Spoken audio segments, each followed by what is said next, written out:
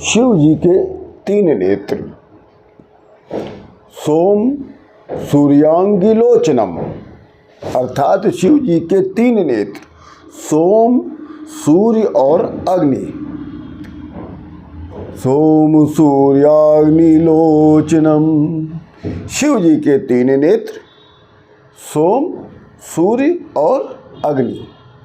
ये चंद्र किरणों से प्रकाशित सोम तत्व अमृत का घोलोक, सूर्य किरणों से प्रकाशित छाया रहित आदित्य लोक और अग्नि तत्व से प्रकाशित अर्ची लोक। सोम सूर्याग्निलोचनम, ये हमारे शंकर भगवान के तीन नेत्र। एक ही योनि चिन्ह नेत्र में ये तीनों लोक प्रकट हो जाते हैं। साधक पुरुष ध्यान योगी के ललाट पर और वो मोक्ष प्राप्त कर आध्यात्मिक चैतन्य तत्व से वो त्रिनेत्र क्रियाशील होता है। त्रिताप, आदि भौतिक, आधिदैविक और आध्यात्मिक, ये तीनों चेतना की तीन अवस्थाएं हैं। इन तीनों पापों से मुक्ति का एक ही उपाय है। इन आदि दैविक, आदि भौतिक और आध्यात्मिक चेतना की तीन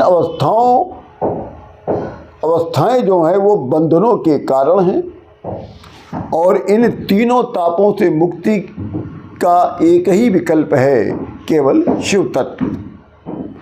शिव तत्व का बोध है।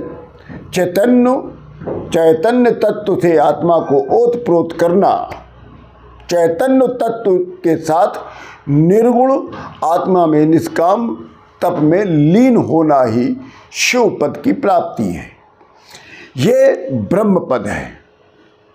इसलिए शिव जी की आराधना आवश्यक ही नहीं, अनिवार्य है। परब्रह्म, शिव जी परब्रह्म है।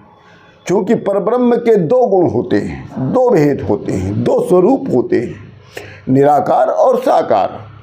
निराकार शिवलिंग के रूप में और साकार वो अपने भक्तों पर प्रसन्न होकर अपने स्वरूप का दर्शन देते हैं। इसलिए शिव जी का कोई आदि नहीं, शिव जी का कोई मध्य नहीं और शिव जी का कोई अंत नहीं। क्यों? क्योंकि शिव जी ही अनंत हैं। अजर अविनाशी आजन्मा, एक ओंकार निर्विलेप निराकार, निर्गुण सगुण सर्वदाता सर्वज्ञाता, देवों के देव वो महादेव है। ओम नमः शिवाय।